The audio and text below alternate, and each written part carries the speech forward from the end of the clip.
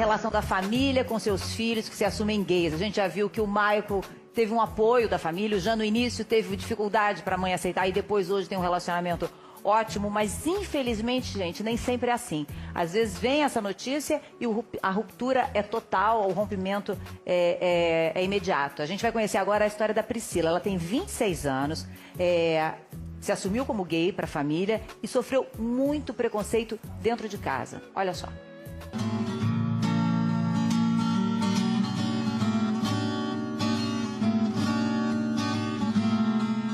Eu sempre olhava para minha amiguinha, alguma coisa assim, mas eu não entendi, era inocente mesmo. Eu sofri muito sozinha primeiro, até conseguir admitir para mim mesma que era disso que eu gostava. A minha família descobriu, através de uma carta, de uma menina que eu gostava. Foi um dia muito ruim, que todo mundo da minha casa olhou para mim como se eu não fizesse mais parte daquela família.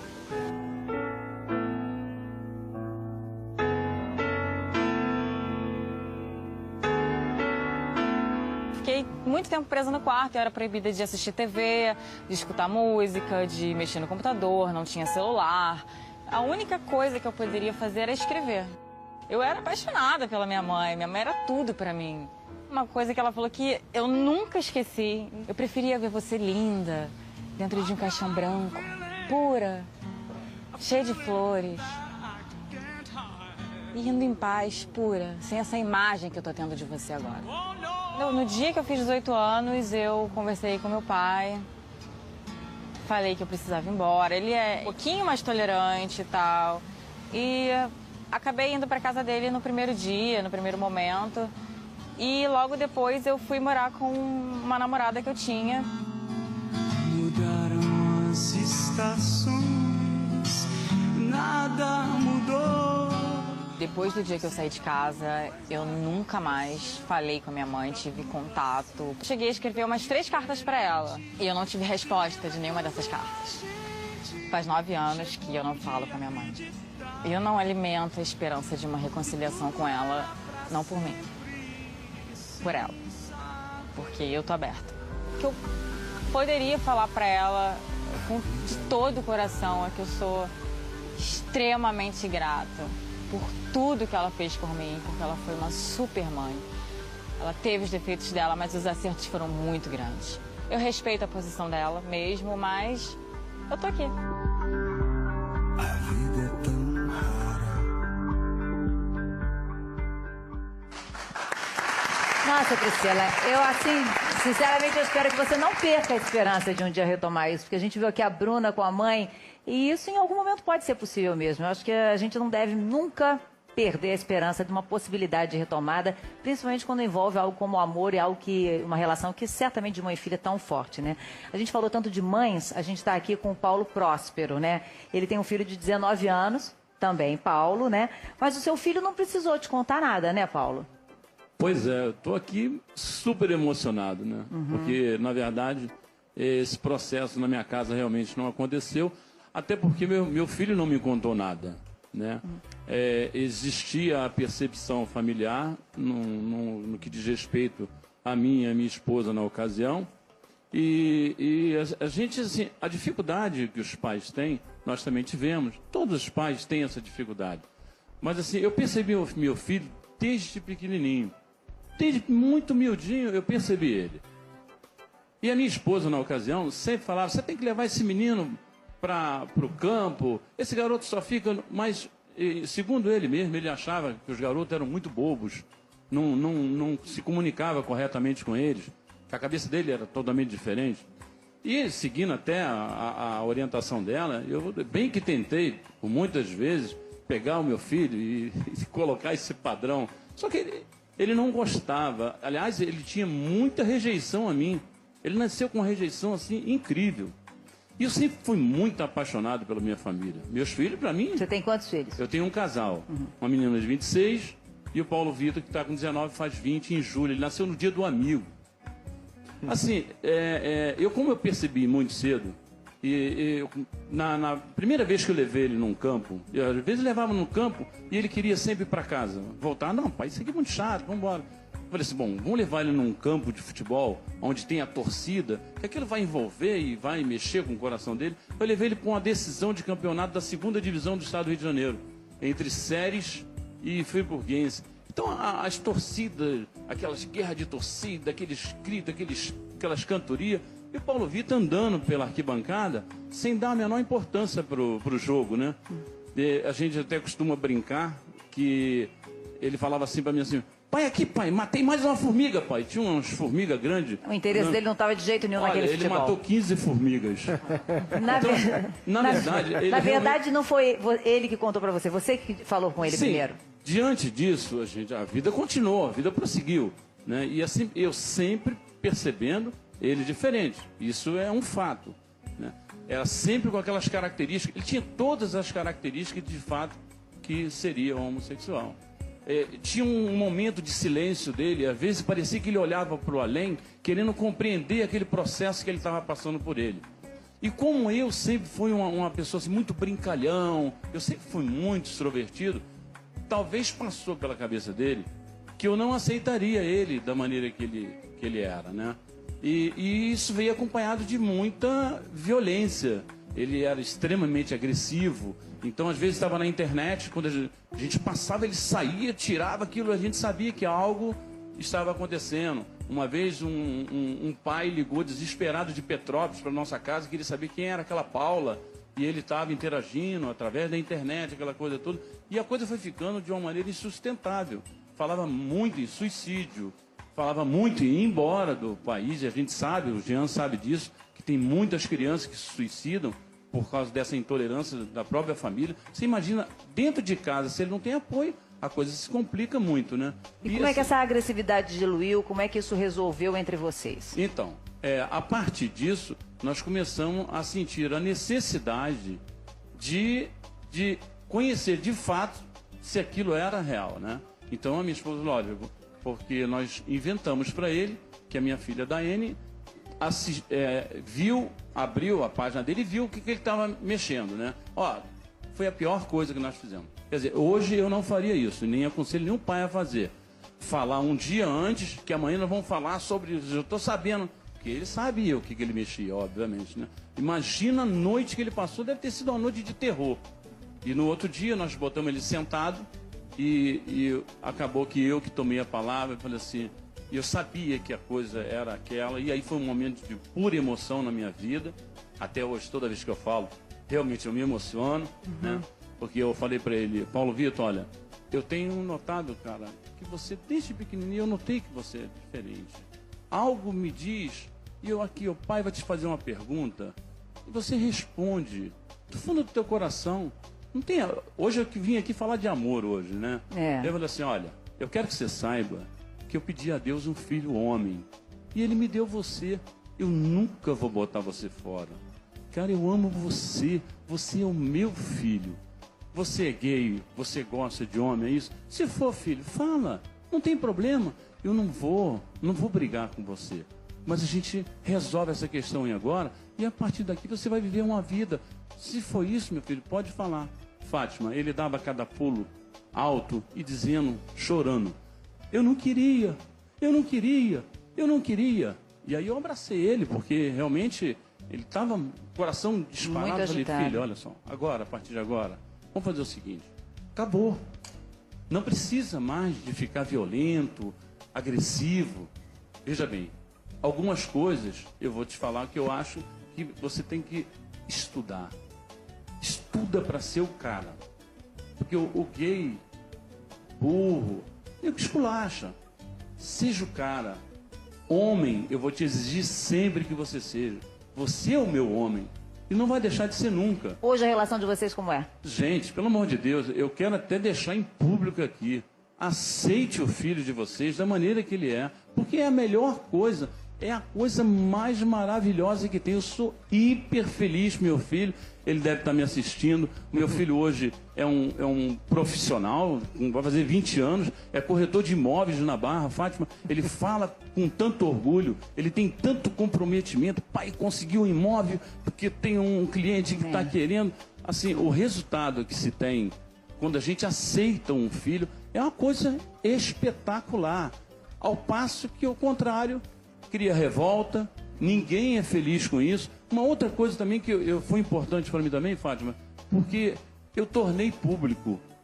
A primeira coisa que eu fiz foi assim, olha, tem que chegar, chamar a família e acabar com aquela coisa, porque chega um tio, a gente vai fazer um churrasquinho, uma brincadeira familiar. Chega um tio, pô, Paulinho tá bonitão, hein? Pô, deve estar pegando todas, hein? Essa é a expressão. Então você tem que deixar também claro no seu meio para que aquele constrangimento não aconteça, né? Facilita. Facilita, ajuda. É óbvio que tem um indivíduo que precisa ser consultado. Eu não faria isso se ele não me permitisse. Não autorizasse. Obviamente. Mas a partir e em alguns momentos eu falei assim, cara, você tem vergonha do que você é? Você não é? Então, a partir de agora, não tenhamos vergonha mais. Cheguei para os vizinhos e falei assim, ó, o Paulinho é homossexual e isso lá em casa é resolvido. Isso facilitou muito. Isso assim, é uma ruptura, no caso assim, de uma família, como houve da menina que a gente viu, a Priscila, e uma diferença tão grande. O que representa para um jovem, né? Para ele se transformar num super brasileiro, numa pessoa capaz, produzindo, né? Olha, eu estou emocionado, faz toda a diferença.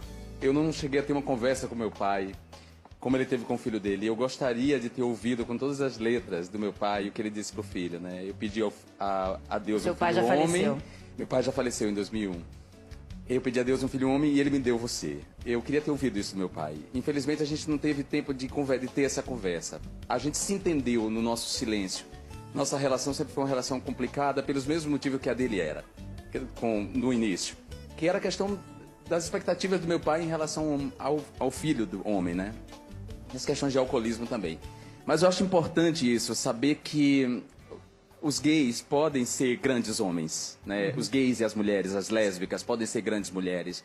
Grandes no sentido não só do sucesso profissional, mas do caráter, da dignidade, do respeito ao outro. Isso é que deve importar, não a maneira como a gente ama.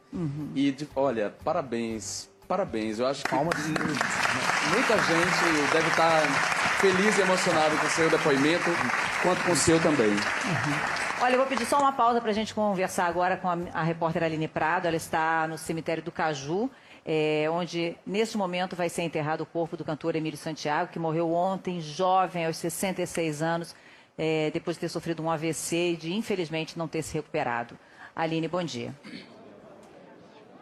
Oi, Fátima, bom dia. O corpo acabou de chegar aqui ao cemitério Memorial do Carmo, no Caju, na zona portuária do Rio de Janeiro. Houve um grande atraso.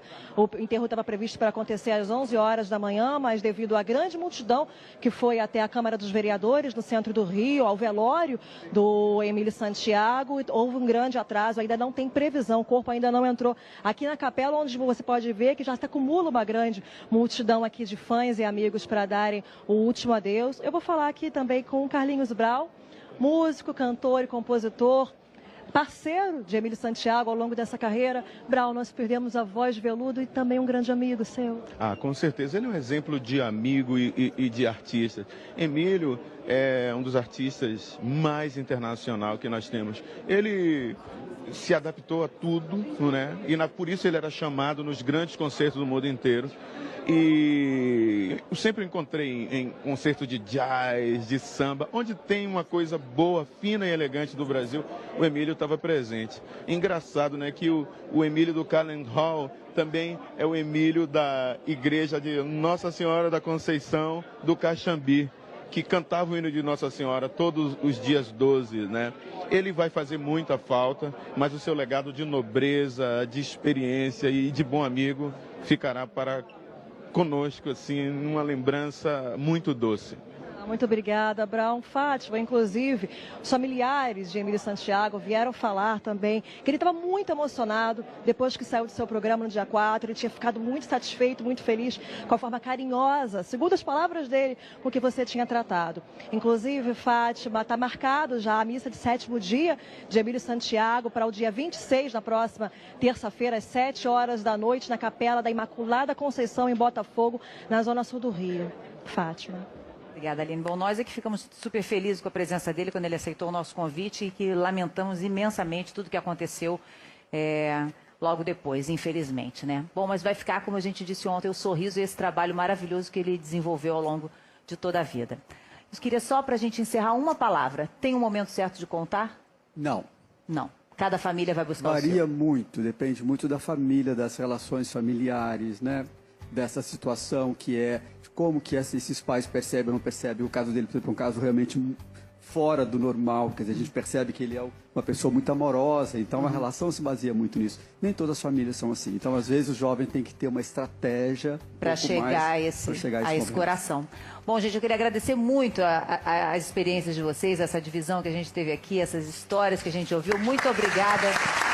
E eu espero que a gente tenha ajudado você que está aí do outro lado da telinha de alguma forma a viver um pouco melhor. Vou conversar um pouquinho agora com a minha amiga Graziela, da Globo São Paulo, 23 anos aqui na TV Globo. Grazi, quando é que você decidiu que ia enfrentar as câmeras?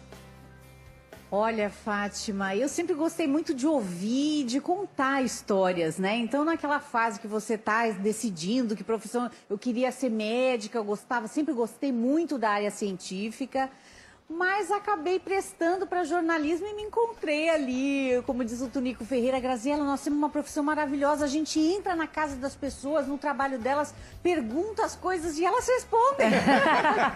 Olha só, e foi assim desde o início. A gente vai ver agora a primeira reportagem que a Graziela fez para o Fantástico. Vamos ver. Vê se você lembra, O satélite Landsat 5 foi lançado pela NASA em 1984 com a missão de observar os recursos naturais do planeta. Como um fiscal no espaço, ele fotografa tudo o que vê. Na Secretaria do Meio Ambiente, é com as informações do Landsat 5 que os técnicos vêm trabalhando desde 1988. Depois de 2 anos debruçados sobre fotos e mapas, os técnicos da Secretaria do Meio Ambiente conseguiram produzir o maior e mais detalhado atlas ecológico do mundo. Dessa tela, nenhuma alteração escapa. Juntos, satélite e computador podem se transformar num mensageiro de boas notícias ou num grande dedo duro. É verdade, Grazi, que você recebeu um elogio logo depois dessa primeira matéria? Recebi, tão bonitinho, guardei um bilhetinho escrito à máquina, uma coisa que as novas gerações aí não conhecem, máquina de escrever. Sabe o que é, né? E você vê que é uma coisa tão antiga, olha. Fátima, que olha, ó o bilhete. Olha só. Quando trabalho, foi o diretor, o Paulo ingredientes. Roberto Leandro, que ressaltou ali a minha seriedade, a minha dedicação. E isso que ele escreveu é um mantra para mim. Ele diz o seguinte: contra trabalho não há argumento.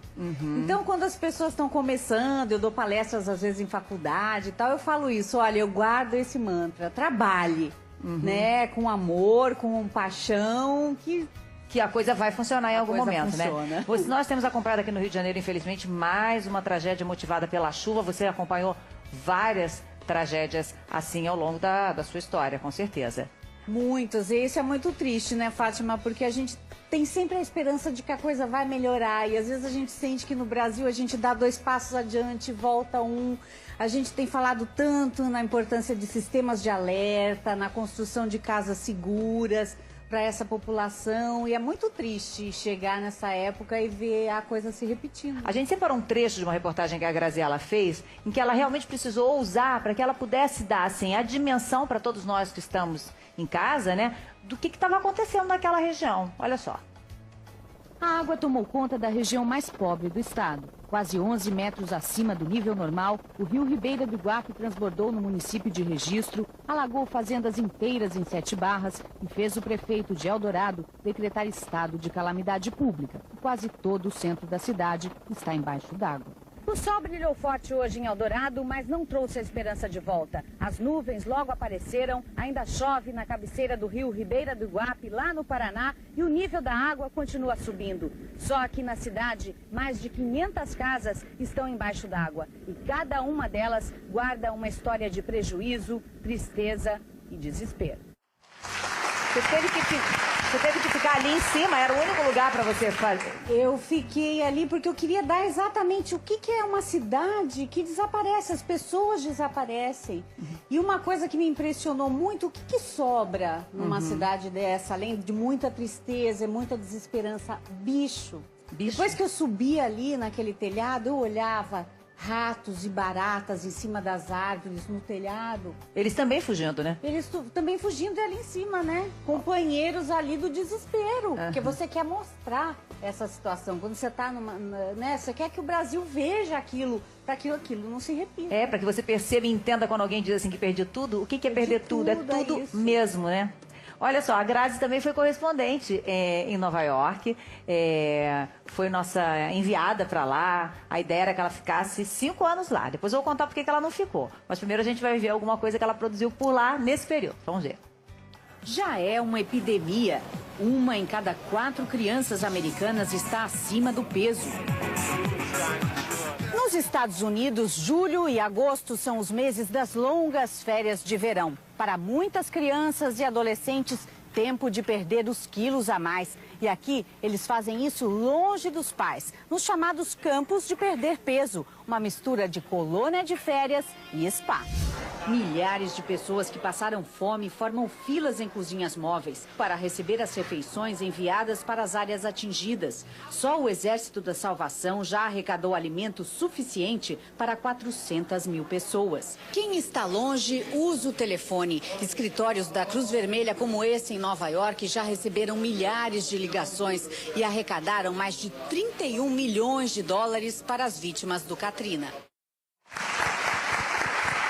Vê que lá também acontece, né? Exatamente. Agora, Grazi, o que acrescentou para você profissionalmente a experiência de ter trabalhado fora do Brasil?